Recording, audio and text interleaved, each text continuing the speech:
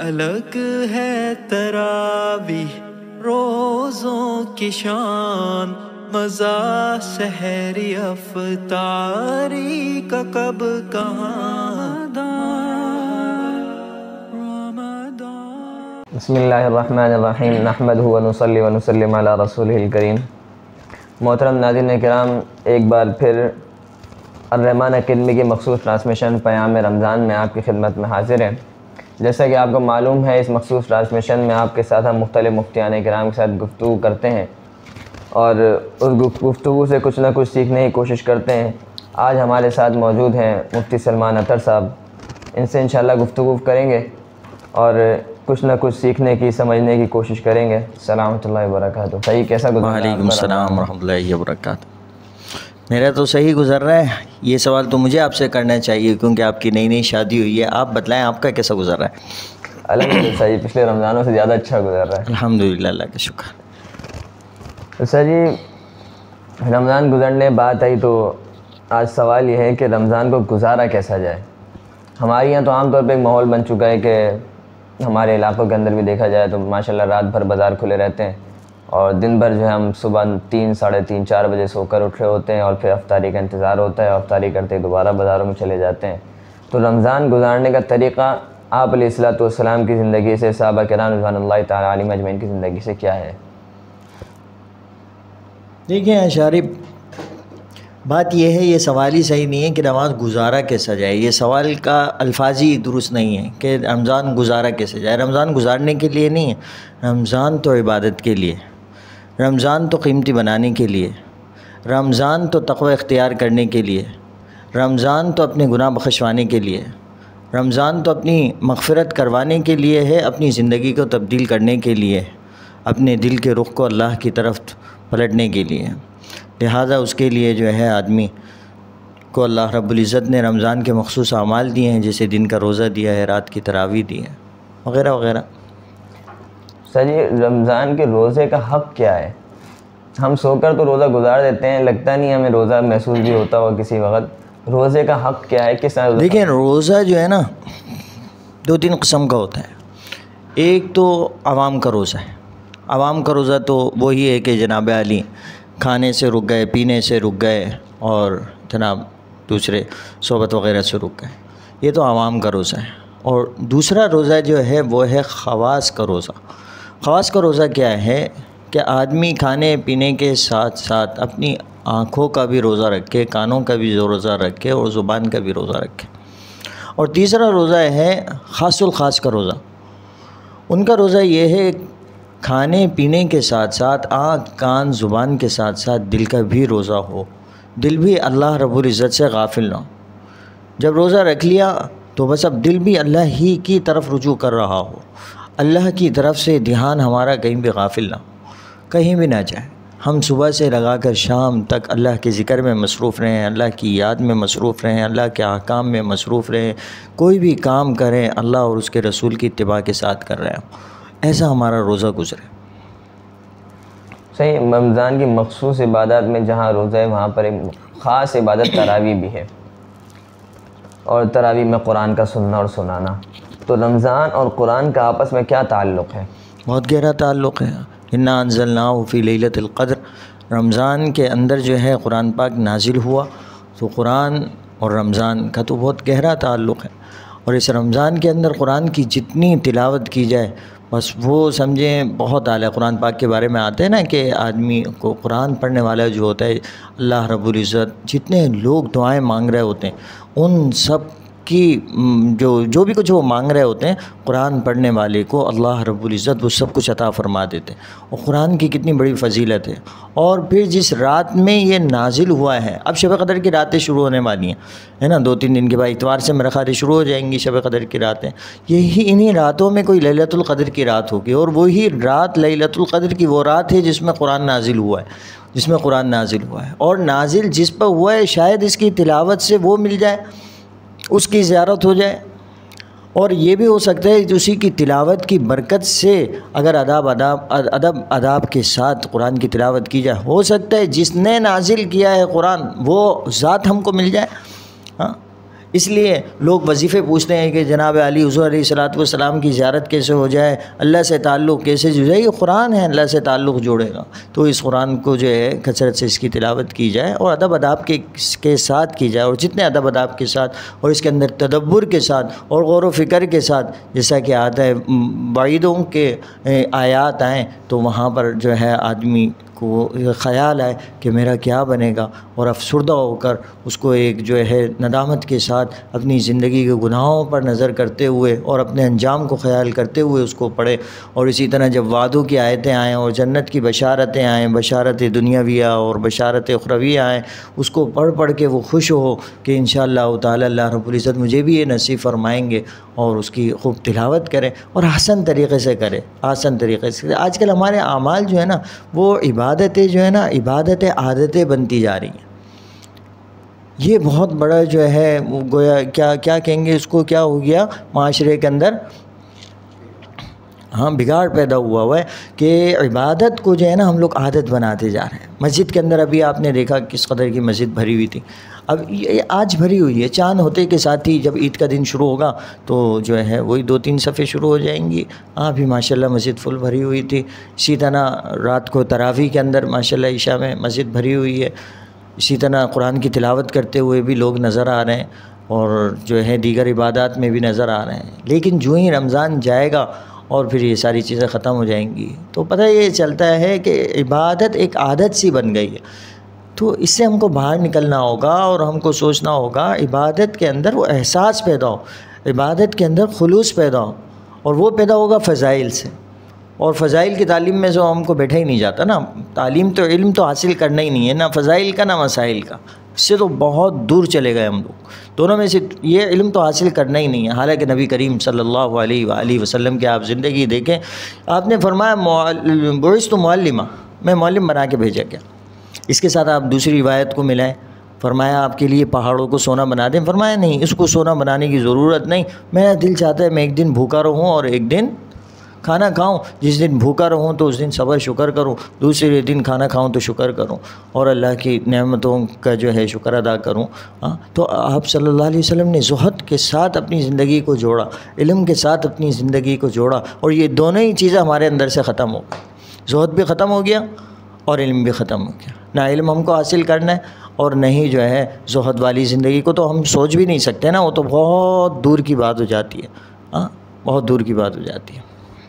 تو بہرحال خلاصہ یہی ہے کہ ہم لوگ اپنی جو عبادتیں کریں اس کے اندر اخلاص پیدا کریں، اس کے اندر احساس پیدا کریں، تاکہ عبادت عبادت رہے، عبادت عادت نہ بنے ہماری. صحیح. قرآن کریم کو سمجھنے سے عبادت میں خلوص کیسے پیدا ہوگا؟ یعنی قرآن کریم کو سمجھنے سے عبادت خلوص میں کس حد تک تعلق ہے؟ لیکن قرآن اللہ رب العزت کی کتاب ہے. جب قرآن کو پڑھیں گے اس کے اندر ہر قسم کی آیات آتی ہیں، اس کے اندر اخلاص کی آیات بھی آتی ہیں، اور اس کو پھر اخلاص کو سمجھایا گیا ہے، اس کو مثالیں دے دے کر سمجھایا گیا ہے کہ اخلاص والوں کی مثال کیسی ہے اور جو ریاکار لوگ ہیں ان کی مثالیں کیسی ہیں. مثال کے طور پر آتا ہے کہ بھئی اخلاص والوں کی مثال ایسی ہے کہ جناب علی کہ ایک پتھر ہو اور اس کے اوپر ہلکی سی شبنم پڑ رہی ہو اور وہ جس طرح سرسبز و شاداب ہو جاتی ہے، اخلاص والوں کے اعمال بھی ایسے ہی بڑھا دیے جاتے ہیں. اور اسی کے برعکس جو ریاکار لوگ ہیں ان کی مثال ایسی ہے کہ جناب علی وہ جو ہے ایک چکنا پتھر ہے اور اس کے اوپر مٹی پڑی ہوئی ہے اور بارش ہوتی ہے اور وہ بالکل صاف ہو جاتا ہے. تو اس طریقے پر مثالوں سے سمجھایا گیا ہے. اور پھر فرمایا اخلاص کے ساتھ جو عمل ہوتا ہے اس کے ساتھ 10 گنا بڑھا کے ملتا ہے، اور اخلاص جتنا بڑھتا چلا جاتا ہے واللہ یضاعف لمن یشاء، پھر اپنا اللہ رب العزت جتنا چاہیں گے وہ دیں گے. فصلی لربک وانحر، فرمایا تم تو نماز پڑھو اور قربانی کرو، سب کس کے لیے کرو؟ اللہ کے لیے کرو، اللہ کے لیے کرو. پھر حدیث پاک اخلاص کے ساتھ انما الاعمال بالنیات، حدیث کی بڑی بڑی کتابیں یہیں سے شروع ہوتی ہیں کہ اعمال کا دار و مدار ہے یہ اخلاص کے اوپر. جب قرآن پڑھے گا، قرآن بغیر حدیث کے سمجھ میں نہیں آتا. جب قرآن پڑھے گا تو حدیثیں بھی پڑھے گا، جب قرآن پڑھے گا تو حدیثیں بھی پڑھے گا، جب حدیثیں پڑھے گا تو اس کے اندر خلوص بھی پڑھے گا. پھر اسی کے ذریعے سے جو ہے واقعات بھی آتے ہیں تو اس سے ایک جذبہ پیدا ہوتا ہے آدمی کا کہ اخلاص پیدا ہو جاتا ہے.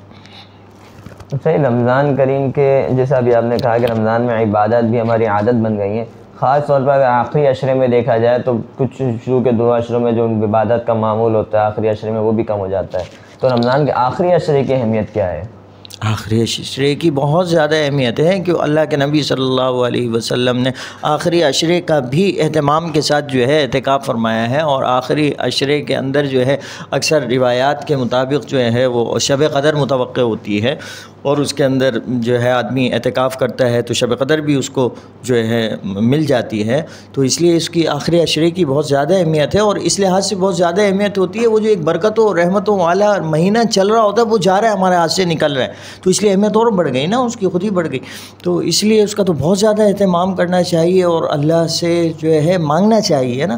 اصل میں مانگتے نہیں ہیں ہم، یہ اس کی بہت زیادہ کمی چل رہی ہے، مانگنے سے بہت دور ہو گئے، حالانکہ اللہ رب العزت فرمائے ادعونی استجب لکم، تم اس سے مانگو، ہاں ان الذین یستکبرون عن عبادتی سیدخلون جہنم داخل، جو تکبر کرتے ہیں ہم سے مانگتے نہیں، اللہ پاک ناراض ہوتے ہوئے میں جہنم میں داخل کر دوں گا اس کو، جو تکبر کی علامت ہے جو اللہ سے مانگ نہیں رہا، تو اللہ سے مانگیں۔ قرآن پاک کے اندر ابھی آپ کہہ رہے تھے نا تدبر کریں گے تو اس میں یہ پتہ چلے گا، اس کے انبیاء علیہ الصلاۃ والسلام اللہ سے مانگ رہے ہیں، زکریا علیہ السلام اللہ سے مانگ رہے ہیں، سارے کے سارے اللہ سے مانگنے کے اندر لگے ہوئے۔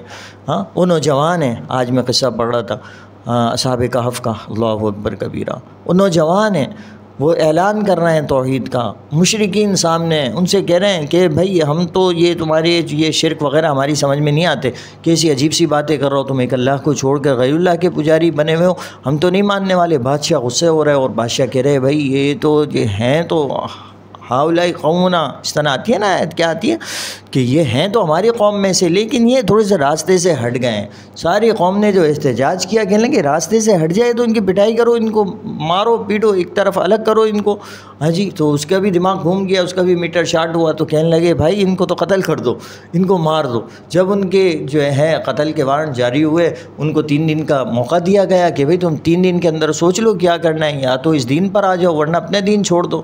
انہوں نے آپس میں مشورہ کیا، سارے کے سارے چلے گئے، اپنا 7 تھے 6 تھے، کتنے تو قرآن پاک میں آتے ہیں، سورہ کہف میں پورا تفصیلی واقعہ ہے۔ وہ غار کے اندر جا کے بیٹھ گئے۔ وہ کہاں گئے ہیں؟ غار میں گئے ہیں، یہ نقطہ ہے یہاں پر، مزار میں نہیں گئے، وہ غار میں گئے، غار میں گئے، غار میں جا کے وہ دعا مانگ رہے ہیں، ہاں، اور اعلان کرتے ہوئے گئے ربنا رب السماوات والارض، ہمارا رب جو ہے اللہ ہے جو آسمان زمین کا رب ہے، لن ندعو من دونہ الہا لقد قلنا اذا شططا، ہم اللہ کے سوا غیر کے پجاری نہیں ہیں، غیر کو پکارنے والے نہیں ہیں، لن ندعو، ہرگز ہرگز نہیں پکار سکتے ہم غیر کو۔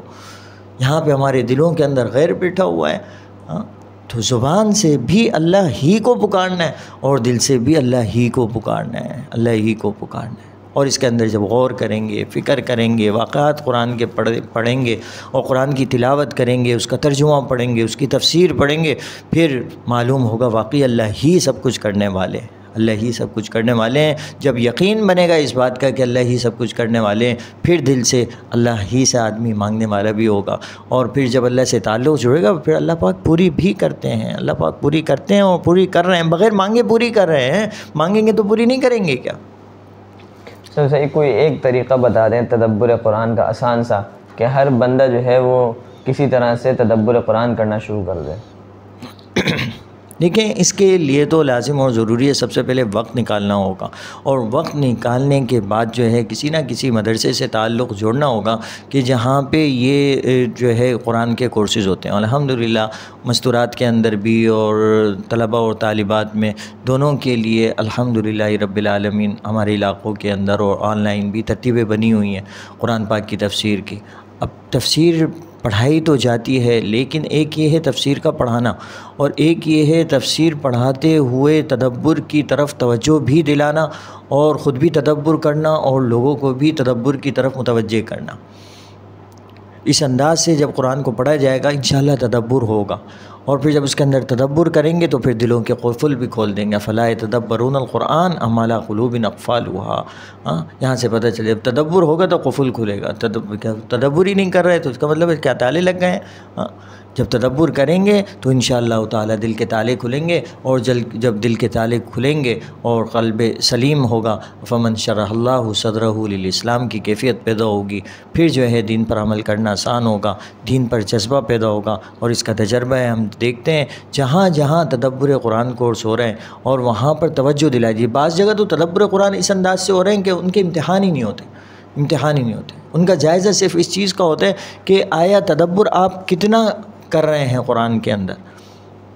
آپ جو قرآن پڑھ رہے ہیں، آپ نے جو فضائل نماز کے سنے ہیں اور نماز کی اہمیت قرآن میں پڑھی ہے، اس نماز میں کتنا اہتمام شروع ہوا ہے، ہاں، اور ذکر کے بارے میں جو آپ نے پڑھا ہے اس میں کتنا ذکر شروع ہوا ہے، تہجد کے بارے میں جو آپ نے پڑھا، فتہجد بھی نافلہ تلک، تو تہجد میں کتنی جو ہے طلباء اور طالبات کتنوں نے یہ تہجد شروع کر دی، اس بات کا سوال ہوتا ہے ہم سے۔ تو اس میں الحمدللہ بہت سارے لوگ جو ہیں اس کو سمجھ بھی رہے ہیں اور اس پر تدبر بھی کرتے ہیں اور عمل پیرا بھی ہو رہے ہیں الحمدللہ، اور ان کی گھریلو زندگیاں بھی تبدیل ہو رہی ہیں، ان کے معاملات تبدیل ہو رہے ہیں، ان کے جو بال بچے وغیرہ ہیں وہ سارے کے سارے جو ہے اس کے اندر جو ہے الحمدللہ ان کی زندگی میں واضح فرق محسوس ہو رہا ہے۔ جزاک اللہ خیرہ۔ الحمدللہ ہمارے ساتھ موجود تھے مفتی سلمان اطہر صاحب، ناظم تعلیمات معہد الشیخ زکریا۔ الحمدللہ بہت ہی اہم اور ضروری گفتگو ہوئی رمضان کے حوالے سے، تدبر قرآن کے حوالے سے۔ اللہ رب العزت سے دعا ہے ہم نے جو کچھ اس ساجی سے سنا، اللہ رب العزت ہمیں اسے اپنی زندگی کے اندر لانے کی توفیق عطا فرمائے۔ انشاءاللہ تھوڑی دیر بعد آپ کی خدمت میں دوبارہ حاضر ہوتے ہیں ایک نئے سیگمنٹ کے ساتھ، ہمارے ساتھ رہیے گا۔ جزاک اللہ خیرہ۔ الگ ہے تراویح روزوں کی شان، مزہ سحری افطاری کا کب کہاں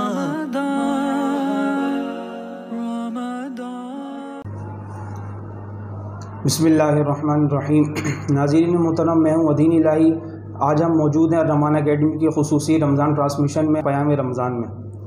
اب ہم چلتے ہیں اپنی دوسرے سیگمنٹ کی طرف، آپ کے مسائل ان کا حل، جس میں ہم ماہر اور جید مفتیان کرام کو مدعو کرتے ہیں سوالات کے جواب حاصل کرنے کے لیے۔ آج ہمارے ساتھ موجود ہیں مفتی طاہر صاحب۔ السلام علیکم ورحمۃ اللہ وبرکاتہ۔ وعلیکم السلام ورحمۃ اللہ وبرکاتہ۔ ماشاء اللہ مفتی صاحب انہوں نے تخصص کیا مادہ خلیل اسلامی سے، اور تو آج ہمارے پاس کچھ سوالات ہیں، ان کے جوابات انشاءاللہ تعالی ہم حاصل کریں گے۔ مفتی صاحب، سب سے پہلا سوال یہ ہے کہ روزے میں وضو کے دوران کلی کرتے ہوئے اگر غلطی سے یا بھول کر پانی حلق میں چلا جائے تو کیا اس سے روزہ ٹوٹ جاتا ہے؟ بسم اللہ الرحمن الرحیم۔ سب سے پہلے تو یہ سمجھ لیں کہ بھولنے کا مطلب یہ ہوتا ہے کہ آدمی کو روزہ یاد ہی نہ ہو اور اس دوران اس نے کوئی چیز کھا لی، پی لی، گلے سے نگل لی، تو اس سے روزہ نہیں ٹوٹتا۔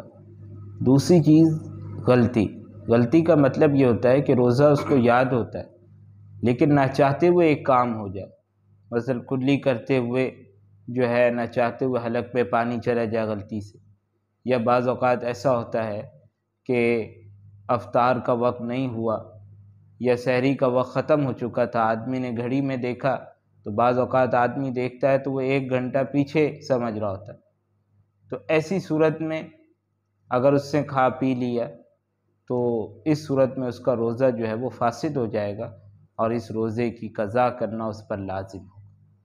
تو اس سے یہ بات واضح ہو گئی کہ اگر وضو کے دوران غلطی سے نہ چاہتے ہوئے پانی حلق سے اتر گیا، نیچے چلا گیا، تو ایسی صورت میں روزہ جو ہے وہ فاسد ہو جائے گا اور پھر بعد میں اس کی قضا لازم ہوگی۔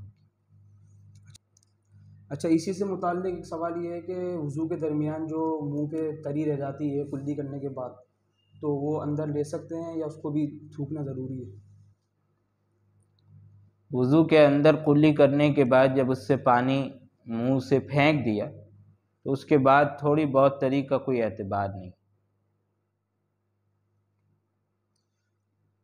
چلیں، یہ تھا کہ آج کل یہ مسئلہ بہت اہم ہے، ایک ہوتا ہے غلطی، ایک ہوتا ہے بھول۔ تو مفتی صاحب نے یہ واضح کر دیا کہ اگر غلطی سے پانی، روزہ یاد تھا اور غلطی سے پانی چلا گیا تو روزہ ٹوٹ جائے گا، اور بھول کر اگر کوئی پانی پی لیا یا کچھ کھا لیا تو پھر روزہ نہیں ٹوٹے گا۔ اچھا، دوسرا سوال یہ ہے کہ کیا جنابت کی حالت میں روزہ رکھنا درست ہے؟ جی ہاں، ایک شخص جو ہے اگر رات کو اس کو جنابت کا معاملہ پیش آ گیا ہے تو اب اس کے لیے اس بات کی اجازت ہے کہ صبح اٹھنے کے بعد اگر وقت کم ہے تو پہلے جو ہے وہ سحری مکمل کر لے اور اس کے بعد جو ہے وہ غسل کر لے۔ اسی طریقے سے اگر روزے کے درمیان اس کو احتلام ہو جاتا ہے تو اس سے بھی روزے پر کوئی فرق نہیں پڑے۔ ماشاءاللہ۔ اسی طریقے سے آگے چلتے ہیں کہ کیا کسی چیز کو چکھنے سے، روزے میں کوئی چیز چکھی، کھانے پکاتے ہوئے عورتیں بعض اوقات ضروری ہوتا ہے چکھنا، تو روزہ اس سے فاسد ہو جاتا ہے؟ صرف چخنے سے روزہ فاسد نہیں ہوتا، البتہ اگر وہ چیز حلق سے نیچے اتر گئی، اس کے کچھ اجزاء اتر گئے، حلق سے نیچے چلے گئے، تو اس صورت میں روزہ فاسد ہوگا۔ یعنی روزے کے فاسد ہونے کا دار و مدار حلق سے کسی چیز کے نیچے اترنے پر، اگر اس سے کوئی جز اس کا نگلا نہیں ہے تو اس سے روزہ فاسد نہیں ہوگا۔ البتہ بلا عذر کسی چیز کو چکھنا یہ مکروہ۔ ہاں کوئی عذر ہے، جیسے کسی عورت کا خاوند جو ہے، شوہر جو ہے، وہ بہت سخت مزاج ہے اور کھانے کے اندر نمک وغیرہ کے معاملے میں وہ سختی کرتا ہے، تو ایسی عورت کے لیے اجازت ہے کہ وہ زبان سے چکھ کے پھر اس کے بعد جو ہے اس اجزاء کو تھوک دے۔ اسی طریقے سے آگے چلتے ہیں کہ روزے کے متعلق سوال ہے کہ روزے کا فدیہ کی مقدار کتنی ہے؟ ایک روزے کے فدیے کی مقدار ایک صدقۃ الفطر کے برابر ہے، یعنی 2.25 کلو خالص گندم یا خالص گندم کا آٹا، اور احتیاطاً پورے 2 کلو کے برابر دے دے تو بہتر ہے۔ اچھا، اسی طریقے سے ایک تراویح کے متعلق سوال کیا ہے کہ کیا صرف تھکن کی وجہ سے تراویح بیٹھ کر پڑھنا درست ہوگا؟ کوئی شخص تھکا ہوا ہے، کہیں سے آیا ہے، تو اس کی وجہ سے بیٹھ کے تراویح پڑھ رہا ہے، تو کیا یہ جائز ہوگا؟ تراویح کے اندر افضل اور مستحب تو یہی ہے کہ آدمی جو ہے وہ کھڑے ہو کر تراویح کی نماز ادا کرے۔ اگر کسی آدمی نے تھکن کی وجہ سے، کمزوری کی وجہ سے بیٹھ کر تراویح کی نماز ادا کر لی تو بھی تراویح جو ہے اس کی ادا ہو جائے گی۔ اچھا، ایک اور سوال ناظرین کی طرف سے آیا ہے کہ روزے کا فدیہ، روزے کے فدیے کے متعلق ہے کہ کس شخص کے لیے دینا درست ہے، یا ہر شخص روزے کا فدیہ دے سکتا ہے جس نے روزہ چھوڑ دیا ہو کہ روزے کا فدیہ دے دوں گا بعد میں، یہ درست ہوگا؟ روزے کا فدیہ یا تو وہ بوڑھا شخص کہ جو بالکل بڑھاپے کی ایسی عمر کو پہنچ چکا ہے کہ اب اس کے اندر روزے کی طاقت باقی نہیں بچی اور آئندہ بھی کوئی امید نہیں کہ اس کو اتنی صحت مل جائے گی، اتنی طاقت حاصل ہو جائے گی کہ وہ روزہ رکھ سکے گا۔ اسی طریقے سے وہ دائمی مریض کہ جس کی شفا کی اور اس مرض سے نجات کی اب کوئی امید نہیں، یعنی اس کو اتنی صحت اب نہیں ملے گی کہ جس کے ساتھ وہ روزہ رکھ سکے، تو ایسے دونوں شخص یعنی ایسا بوڑھا اور ایسا مریض جو ہے وہ روزے کا فدیہ ادا کر سکتے۔ لیکن اگر کسی شخص کو کوئی عارضی بیماری لاحق ہو گئی، اگرچہ تھوڑی طویل ہی کیوں نہ ہو، لیکن نا امیدی نہیں ہوئی، تو ایسا شخص جو ہے پھر وہ روزے کا فدیہ ادا نہیں کر سکتا۔ اسی طریقے سے اگر کسی شخص کو نا امیدی ہو گئی تھی صحت سے بالکل اور اس سے فدیہ ادا کر دیا، لیکن بعد میں پھر جو ہے اللہ تعالیٰ کی رحمت سے وہ صحت یاب ہو گیا، تو اس کا وہ فدیہ باطل ہو جائے گا، اب قضا اس کو رکھنی ہوگی۔ یعنی جس شخص کی صحت کی امید باقی ہے تو اس کے لیے فدیہ دینا درست نہیں ہے، بلکہ اس پر جو ہے صحت کے بعد اس روزے کی قضا کرنا یہ لازم اور ضروری ہے۔ اچھا، وہ شخص جس کو بعد میں صحت مل گئی، جو اس کا فدیہ ہوگا وہ اس کا کیا ہوگا؟ نفل، وہ صدقہ نفل بن جائے گا اور نفل صدقے کا اس کو ثواب مل جائے گا انشاءاللہ۔ اسی طرح مفتی صاحب ایک سوال یہ ہے کہ روزے کی حالت میں بعض اوقات داڑھ میں درد ہو جاتا ہے، دانت میں درد ہو جاتا ہے، تو انجیکشن لگوا سکتے ہیں منہ کے اندر سے داڑھ کے اندر؟ ہاں، منہ کے اندر، داڑھ پر، مسولوں پر انجیکشن لگوا سکتے، ٹیکہ لگوا سکتے، لیکن اس پہ ایک بات کا خیال رکھنا چاہیے کہ اگر دانتوں کے درمیان سے خون نکل آئے تو اس کے متعلق فقہائے احناف نے یہ تفصیل بیان کی ہے کہ اگر وہ خون تھوک پر غالب ہو یا تھوک اور خون دونوں برابر ہوں، تو ایسی صورت میں اگر اس سے وہ خون نگل لیا، حلق سے نیچے اتر گیا، تو ایسی صورت میں اس کا روزہ جو ہے فاسد ہو جائے۔ یا اسی طریقے سے حلق کے اندر جو ہے اس کو خون کا ذائقہ محسوس ہوا، تو اس صورت میں جو ہے وہ روزہ فاسد ہو جائے گا۔ تو کہنے کا مطلب یہ ہے کہ اگر وہ ٹیکہ وغیرہ لگواتا ہے تو پھر اس بات پہ تھوڑا دھیان رکھے کہ خون جو ہے وہ حلق سے نیچے نہ جائے، اگر خون نکلے تو وہ حلق سے نیچے جو ہے نہ جائے۔ دوائی وغیرہ کے کوئی اثرات حلق میں اگر محسوس ہوں، دوائی لیکن گئی نہیں، لیکن کچھ کیمیکلس ہوتے ہیں نا، اڑتے ہیں اندر، محسوس ہوتا ہے؟ جیسے آنکھ کے اندر کسی نے دوائی ڈالی، اسی طریقے سے سرما لگایا، تو کیونکہ وہ منافذ اصلی یعنی جو پیٹ تک اور جو ہے دماغ تک پہنچنے کے اصلی راستے نہیں ہیں، جیسے رگ کے ذریعے کوئی چیز پہنچ گئی یا مسامات کے ذریعے کوئی چیز پہنچ گئی، اس کا ذائقہ محسوس ہو رہا ہے۔ جیسے بہت سے لوگ آنکھوں میں ڈراپس ڈالتے ہیں تو اب اس کی دوائی کا ذائقہ حلق میں محسوس ہوتا ہے، بعض اوقات سرما لگاتے ہیں، وہ سرما بھی جو ہے وہ حلق میں محسوس ہوتا ہے، تو ایسی صورت کے اندر جو ہے اس سے روزہ فاسد نہیں ہوگا، اس سے روزے پر کوئی اثر بھی نہیں پڑتا۔ البتہ کسی نے ناک میں دوائی ڈالی یا حلق میں ٹپکا لی تو ظاہر، اور ناک میں ڈالنے کے بعد وہ حلق تک پہنچ گئی، حلق سے اتر گئی، یا حلق میں ٹپکائی اور نیچے چلی گئی، تو اس صورت میں روزہ اس کا فاسد ہو جائے۔ اچھا، اسی طرح بعض لوگ ایسے ہوتے ہیں جن کے مسوڑے بہت کمزور ہوتے ہیں، مسواک کرنے سے یا صرف ہاتھ لگنے سے خون بہنا شروع ہو جاتا ہے، تو اس کا بھی یہی حکم ہوگا یا کوئی ان کے لیے تخفیف ہوگی؟ دیکھیں، عام حالات کے اندر تو یہی حکم ہے، عام حالات کے اندر یہی حکم ہے کہ اگر جو ہے دانتوں کے درمیان سے یا جو ہے مسوڑوں سے خون آ جاتا ہے تو ایسی صورت میں اگر وہ حلق سے اتر جاتا ہے تو اس میں یہی دیکھا جائے گا کہ ایک تو وہ حلق سے اترے، اگر وہ حلق سے نیچے نہیں اترا تو بھی روزہ فاسد نہیں ہوگا، حلق سے نیچے اترے، اور دوسرا یہ کہ تھوک کے ساتھ جو ملا ہے تو اس میں جو ہے وہ تھوک سے پر غالب ہو یا پھر برابر ہو دونوں، یا حلق میں اس کا ذائقہ محسوس ہو تو اس کا روزہ جو ہے وہ فاسد ہو جائے۔ اگلا سوال یہ ہے کہ جیسا کہ پیچھے بھی پوچھا کہ کوئی شخص تھکن کی وجہ سے بیٹھ کر تراویح پڑھ رہا ہے، تو اسی طریقے سے اگر کوئی شخص کھڑے ہو کر تراویح پڑھ رہا ہے لیکن ٹیک لگا کے پڑھ رہا ہے دیوار سے، تو صحیح ہے، یہ درست ہے؟ تھکن یا کمزوری کی وجہ سے اگر کوئی آدمی جو ہے وہ کسی چیز سے سہارا لے کر تراویح کی نماز ادا کر لیتا ہے تو یہ بھی درست ہے، البتہ بلا عذر جو ہے سہارا نہ لینا بہتر ہے۔ اگلا سوال یہ ہے کہ تراویح سے پہلے اگر کوئی شخص وطر پڑھ لے تو یہ درست ہے، اور پھر تراویح کے بعد اگر درست نہیں تو دہرانا پڑے گا وطر؟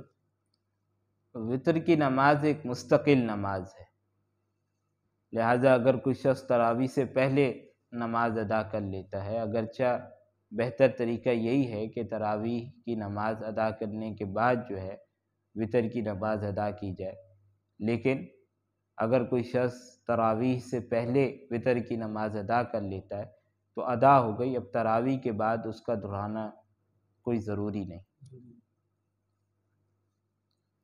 تراویح سے متعلق اور سوال یہ ہے کہ 4 رکعت کر کے تراویح ایک سلام کے ساتھ پڑھنا صحیح ہے؟ یعنی ایک سلام کے ساتھ 4 رکعتیں پڑھی، پھر 4 رکعتیں پڑھی، یہ اس طرح 20 رکعتیں پڑھنا درست ہوگا؟ متوارث طریقہ تو یہی ہے کہ 2 رکعت کر کے پڑھی جائے اور ہر 2 رکعت پر سلام پھیرا جائے، لیکن اگر کوئی شخص جو ہے وہ 4 رکعت ایک ساتھ پڑھتا ہے اور دونوں قاعدوں کے اندر جو ہے وہ بیٹھا ہے، یعنی دونوں اتحیات میں، دوسری رکعت پر بھی اور چوتھی رکعت پر بھی، تو 4 رکعت کے ساتھ 4 رکعت جو ہیں وہ یہ ایک سلام کے ساتھ بھی تراویح ادا ہو جائے گی، یعنی یہ 4 ہی تراویحیں شمار ہوں گی اور اس طرح بھی اس کی تراویح ادا ہو جائے گی۔ یعنی کہ افضل یہ ہے کہ 2 پڑھے، لیکن اگر کسی نے 4 پڑھ لی تو یہ جائز ہے، ہو سکتا ہے؟ یہ بھی جائز ہو سکتی ہے اور اس طرح بھی تراویح کی نماز ادا ہو جائے گی۔ اچھا مفتی صاحب، اگلا سوال یہ ہے کہ آج کل فجر کی نماز میں جو قنوت نازلہ چل رہی ہے، اس میں دعا ہوتی ہے، تو ہر دعا کے بعد آمین کہنا مقتدیوں کے لیے ضروری ہے یا کہہ سکتے ہیں، کیا ہے اس میں؟ جی ہاں، اگر امام جو ہے وہ بلند آواز سے دعائے قنوت پڑھ رہا ہے، قنوت نازلہ پڑھ رہا ہے، تو ایسی صورت میں مقتدی جو ہیں وہ آمین کہتے رہیں گے پیچھے۔ یعنی کہ آمین کہنا ضروری ہوگا، یا کوئی شخص اگر نہیں کہہ رہا تو اس پہ کوئی حرج تو نہیں؟ نہیں، ضروری اور لازم تو نہیں ہے، لیکن طریقہ یہی ہے کہ مقتدی اس صورت کے اندر آمین کہیں آہستہ آواز سے۔ اگلا سوال یہ کیا ہے کہ عید سے پہلے صدقۃ الفطر دیا جا سکتا ہے، اور اگر دیا جا سکتا ہے تو کتنے ٹائم پہلے تک دیا جا سکتا ہے؟ صدقۃ الفطر جو ہے وہ رمضان شروع ہونے کے بعد کسی بھی وقت دیا جا سکتا ہے، رمضان شروع ہونے کے بعد۔ البتہ راجح قول کے مطابق رمضان شروع ہونے سے پہلے صدقۃ الفطر ادا کرنا یہ درست نہیں، ایسی صورت میں ادا نہیں ہوگا اگر کسی نے رمضان سے پہلے ادا کر دیا، رمضان شروع ہونے کے بعد اس کو دوبارہ ادا کرنا ہوگا۔ البتہ صدقۃ الفطر میں مستحب طریقہ یہ ہے کہ عید کے دن عید کی نماز سے پہلے جو ہے وہ ادا کر دے۔ اور اگر عید کی نماز سے پہلے ادا نہیں کیا تو؟